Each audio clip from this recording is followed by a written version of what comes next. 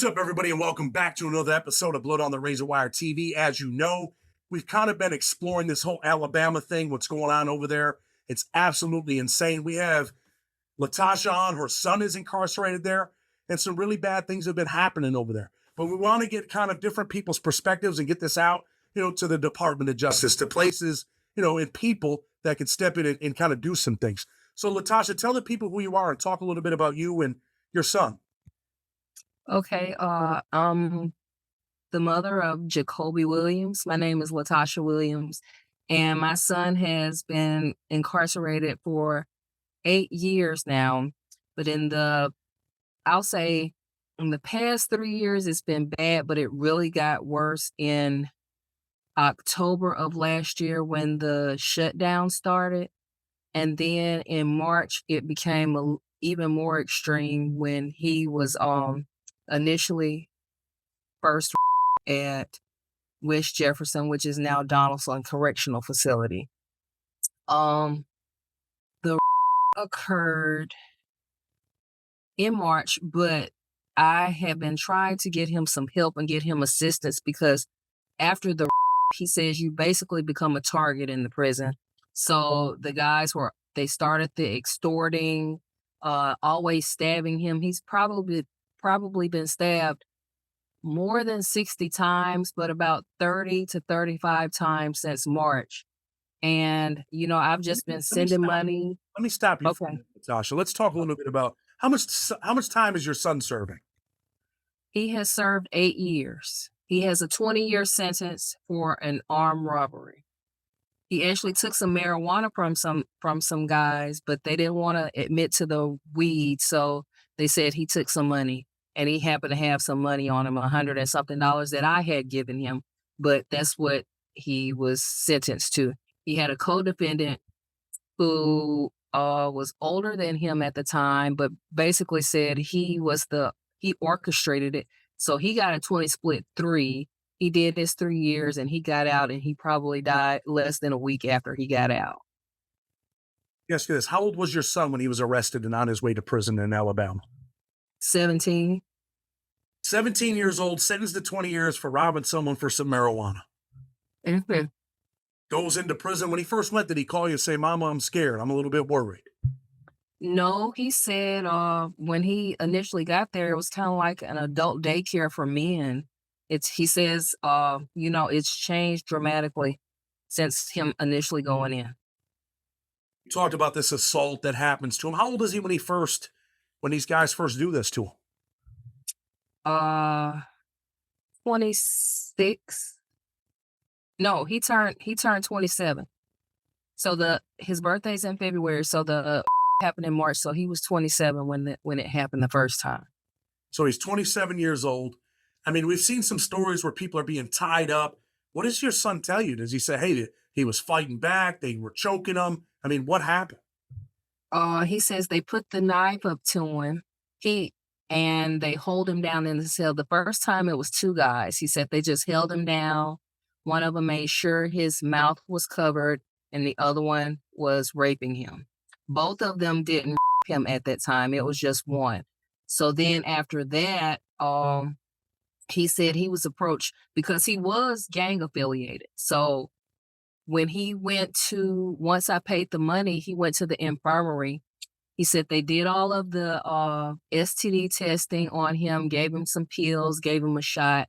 He said, and they initially told him on his way out, "Oh yeah, you're HIV positive." And I said, "So what type of way is that to deliver some news to somebody?" I said, "I didn't even think they would know so fast, and it just happened." So then after that, he was just kind of dealing with the diagnosis, and he said the gang approached him and asked him what did he want to do about it. And he said he was so outnumbered at Donaldson because Donaldson basically runs the prison. That's one of the worst ones in Alabama. All of them are bad, but that one right there is pretty much ran by the city of Birmingham and Bessemer. So because he didn't retaliate the way they wanted him to, he was an outcast and he got jumped out of the gang. I forgot how many guys he said he had to fight, but he had to fight them and pay them. So then he said about 10 guys surrounded him one day, and they demanded $700 this particular day, and he said they stuck a pole or stick up his behind, and they kept it there until I sent that money. So they're doing this in front of everybody, and he says the guards just sit there and say, "Y'all handle y'all business, and once y'all are done, he can go to the infirmary." So I got to stop you because I'm not understanding correctly. Let me ask you this. He was okay. gang affiliated, and while he's gang affiliated, other gang members sexually assault him? No, the gang members didn't assault him. This is the okay, the guys who initially him is somebody he owed some money to. So he said when he didn't have the money, they him. So the gang wanted to know how my son wanted to handle the with the guys, but he didn't retaliate. I was telling him, don't kill him. You don't want a murder charge. I said, because you're coming up for parole and that's not going to look good. So, he's dealing with the HIV diagnosis. He's dealing with the gang being upset with him because he didn't retaliate. And plus, he has these other guys who are just intimidating him now because he's been. So he says, now I'm known as a sissy around the prison. I got guys approaching me saying, do you want help? But you got to be my boyfriend, and he's not a willing participant. He's not trying to be in a homosexual relationship. He just basically wants to be left alone, but they're not leaving him alone. So once I paid the money the first time, they kept asking for money. I knew once I paid it, they were going to continue to ask for money. But, I'm just paying, trying to keep him out of harm's way, but they're still stabbing him. And then they stuck the pole up his behind. So, I have been trying to. Your son goes in at 17, no homosexual activity before prison. He ends No. up pretty much, he tells the medical, like, these are the people that pretty much me and they're HIV positive, and he gets HIV while in prison from the. Well, he didn't say they were HIV positive. That's just the diagnosis the infirmary gave him on the day that he went in to do the kit. So I was just saying, how could they, how would they know you're HIV positive so soon? You just got raped and you just went. I don't think that's the way it goes, but I don't know because I'm not a medical professional. So I'm asking friends of mine who are nurses, and they were saying, no, they can't tell you the same day. But I said, well, maybe they have some type of rapid test. I don't know. So he was given the HIV diagnosis, and he said they told him he had to start taking the medicine immediately. But they were enforcing that he take this medicine more than they were concerned about the rape, because I requested for him to be moved. I got in touch with everybody from the ACLU, the Department of Justice, the Department of Corrections, even up into John Hamm's office. But he said every time they came to question him, they would do it in front of other inmates. And he said if he had told, he was going to be killed for snitching. Let me ask you this, So, right? Is okay. he HIV positive for sure now? Do you know that as a fact? Okay, so let me tell you this. Once he got transferred to Bullock, they probably transferred him a month and about 2 months after the initial. And he said he has to go to medical, get everything done again. And he said the nurse told him, we don't have your medication here, but I'm going to test you for HIV. And he said she did the test and he came back negative. So he said the nurse told him, I'm glad you're away from that prison. She said they do medical fraud up there all the time to get funding for whatever false diagnosis they give other inmates. And she said there's no telling how many people up there that aren't HIV positive or don't have cancer or whatever the diagnosis may be. So we're going to have you stop taking this medicine immediately. Now, let me ask you this. I know that you have some pretty brutal pictures, I think, of your son. You got some that ain't so bad, but you got some pretty brutal ones where was his finger severed or his hand, was he stabbed in the hand or something? Okay, his finger got cut off, and they took him to the hospital, and he said a machine sewed that back on. But, it's not the same anymore. um, he's pretty weak from all the stabbings that have happened. So, he was a fighter. Now, he hasn't been the most prime example of the perfect inmate. Nobody can be in the situations that they're in, but he calmed down. He had a 2-year clear record, and he just had been trying to avoid the situations, but they just don't stop. He said every prison that they send him to, they already make the phone calls and let them know he's there, and they start the extorting and the assault. So, during this time at Bullock, I have a hair salon. I had a hair salon, and I had another stylist there, and one of her clients was the mother to one of these guys that were doing the assaulting to him. And he said that the word in the prison was that I had a lot of money. And I know his mom was going back telling him stuff, whether she was saying it to be malicious or just basically talking about the salon. But they basically put a hit out on me, and I closed my business down. For one, I couldn't afford to keep paying them money and run my business and have my place of living and pay my car. It was just a lot. So I closed it. I let my landlord know what was going on because I was just in a tough situation, and I just had to shut down immediately because these people knew where I worked at, and my son was telling me I had to watch my back and to keep my gun on me. Ask you this. I know you got receipts from all the money that you sent. How much money have you Yeah. spent to try to protect your son? If it's not 20,000, it may be a little over 20,000. A $20,000. I mean, this is a federal crime. They're using a electronic device, a phone, to call you. They're making you send this money through Cashapp and things like that. And they're pretty much telling you, hey, if you don't send it, I'm gonna stab your son. How many nights have you went to bed crying at night, worried about your son or worried about how you're going to get this money together? I worry every day. I have my clients helping him. Right now, I basically feel like I'm doing free hair because I may borrow the money from them ahead of time just to get it to him.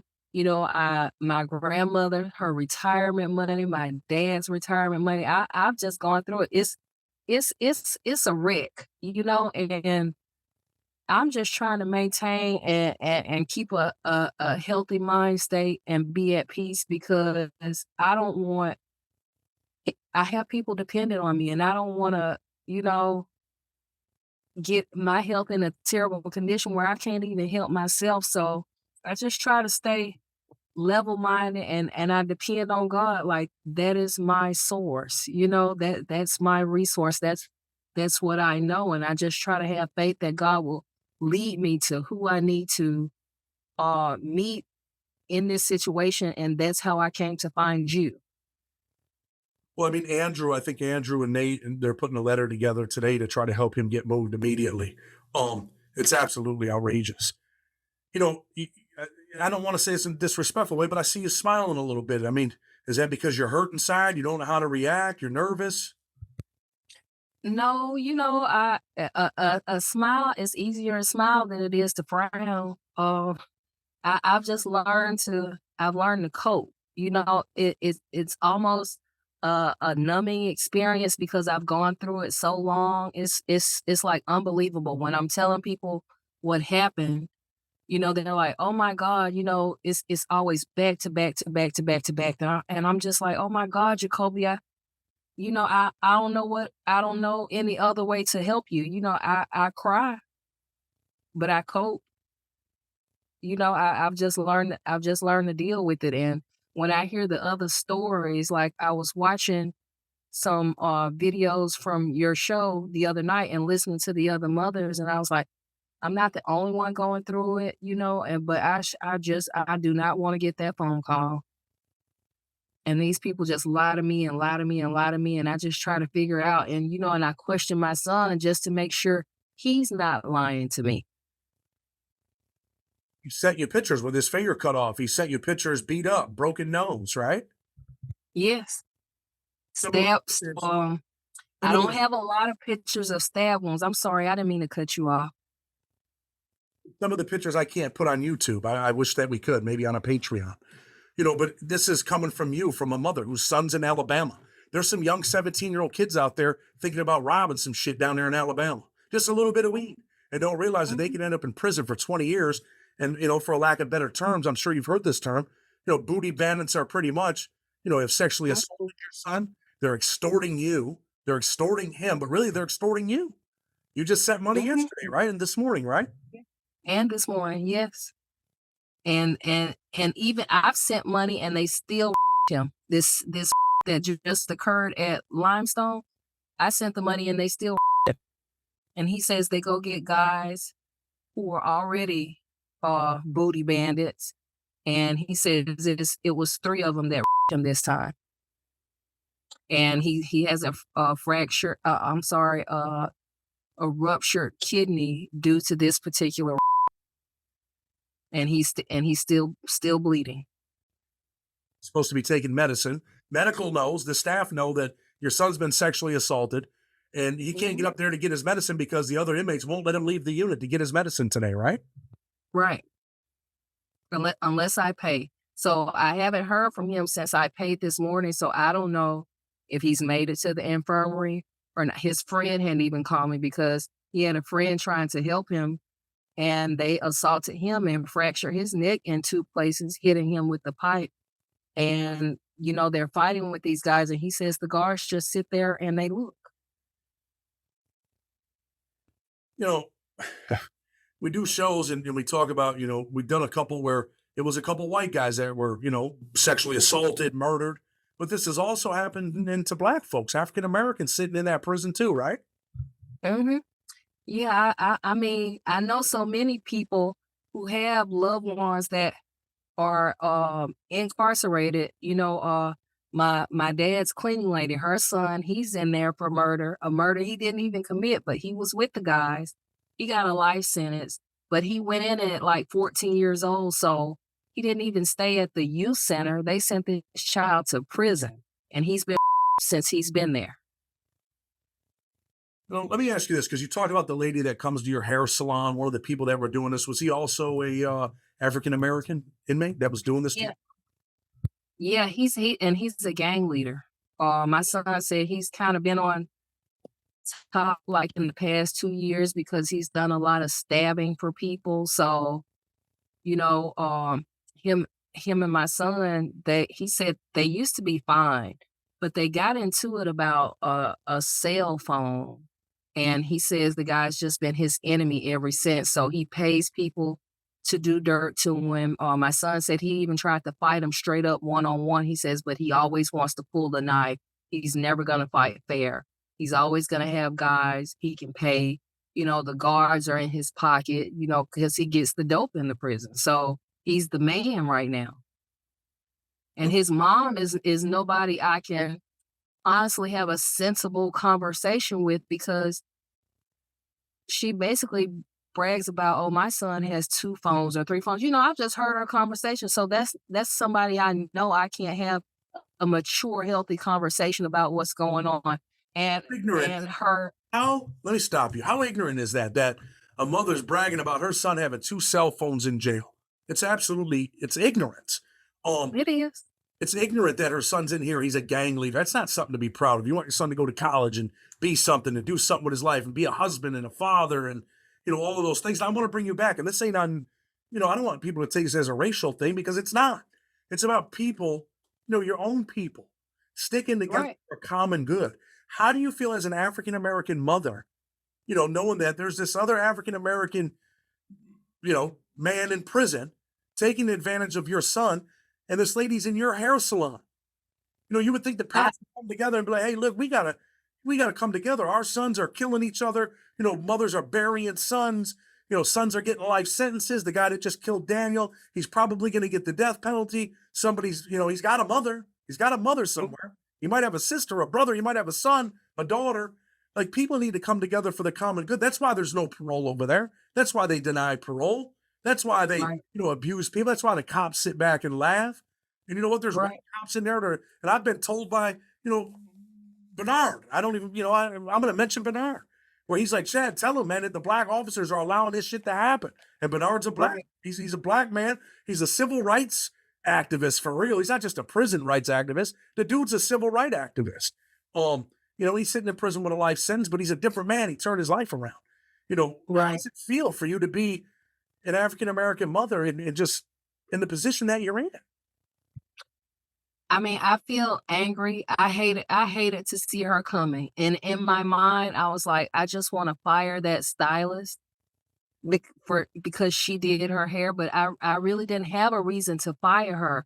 So when the situation came where I was able to leave the salon after I talked to my landlord, I felt better about it, but I almost just didn't even want to do hair anymore. I said I would probably just go back to Atlanta, do it there because Mobile is small. It's a big city, but it's a small city and everybody knows everybody. So I felt some type of way having this interview with you because I don't know who's gonna see it and who's gonna say what because the lady's ex-husband lives next door to my dad. It's so small. And I'm just like, I'm so angry, but I know God will make a way. He's done it before.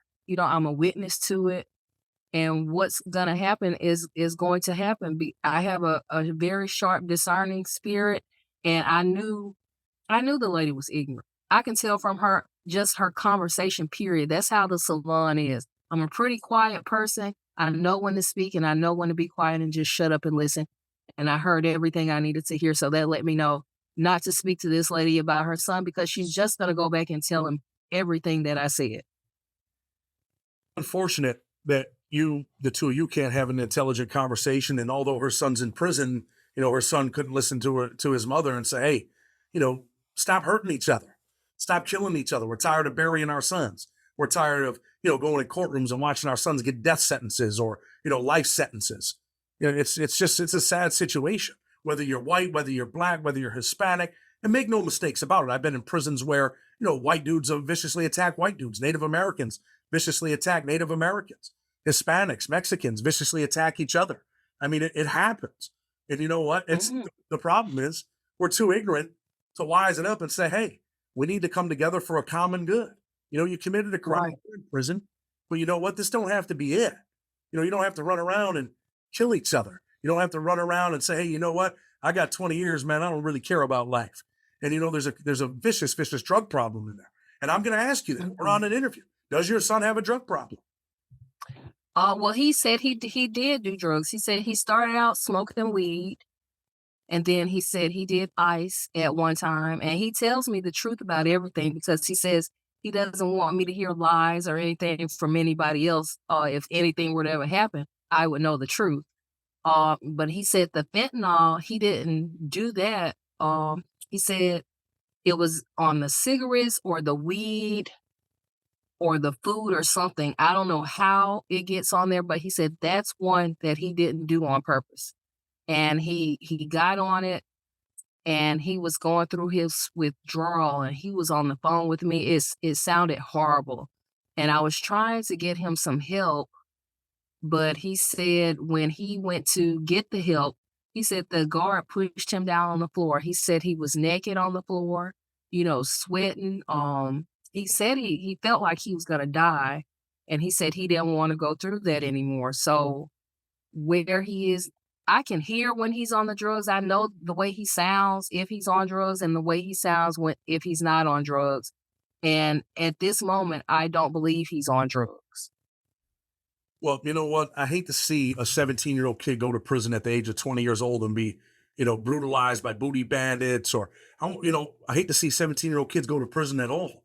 But I'd like to see a 17-year-old kid go to prison with a 20-year sentence, educate himself and come out here and turn his life around.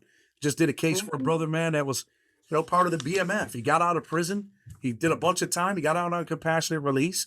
And now we just requested that he get off supervised release. He owns a trucking company. He's a father. He's a husband. That doesn't have to be the end. You don't have to get caught in this vicious cycle. So before we get ready to go, is there anything you want to say? I definitely appreciate you coming on and sharing his story. And hopefully the right people see this and some people get involved. We need the Department of Justice to go into Alabama. We need it to be shut down. You're Unfortunately, right. some people don't want to hear this. These, these people need to be locked in cells. They do. They need to stop They the do. drug problems. They need to segregate these people. Hey, listen, all the guys that want to get their life together, Here we go. We got a prison for you. You know, you're going to educate yourself over here. You're going to get out. You're going to possibly get parole. We're going to switch some things up. And you guys want to run around, stab each other, we're going to lock you in a cell. That's it. Right. Hour out recreation, and we're going to lock you in a cell. This is it. I really wish they would separate them, because that seems to be where the violence comes in, with the people who have the life sentences or double life sentences. And then you have the people who did the crimes like robbery, or, you know, or drugs, or whatever the case may be. Because at one point, HIV positive and AIDS were separated. And then they made it inclusive because it was considered discrimination. Ever since COVID, I used to be able to find out if he was in the infirmary, if he was in lockup, or where he was before COVID. But once COVID happened, the attorney told me that the attorney general took certain powers away from the Department of Corrections office in Montgomery. So favors and things she would usually be able to get done, they weren't able to do anymore. So, you know, I don't know what it's going to take, because I mean, this is a southern state. It's racist. And then you have people like our governor, Cam, they don't give a damn. When the shutdown happened and they said they were putting food in the prisons, I know people who work to put food in the prisons, and she said, don't put any food in there. They came in, they kicked out the sinks, they had water running in the prisons. There were people dead left in their cells. They said they were left in there days, sometimes weeks, without somebody even to come see them. And all that is a health hazard. And then you have all this food, this unhealthy food, which causes the majority of the people to have high blood pressure, diabetes, which my son has been diagnosed with. And dead food produces dead thoughts.